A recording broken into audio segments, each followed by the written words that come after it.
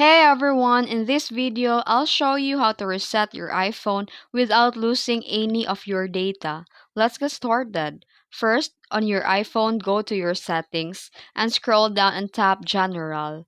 Now scroll to the bottom and tap Transfer or Reset iPhone.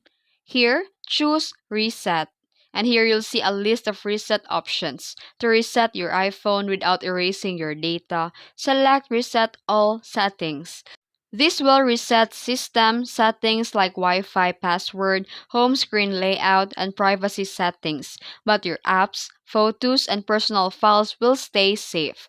Confirm by entering your passcode, then tap Reset All Settings again. Your iPhone will restart and complete the reset. And that's it. Your iPhone is now reset without losing any data. If this video helped you, don't forget to like and subscribe for more tutorials. Thanks for watching.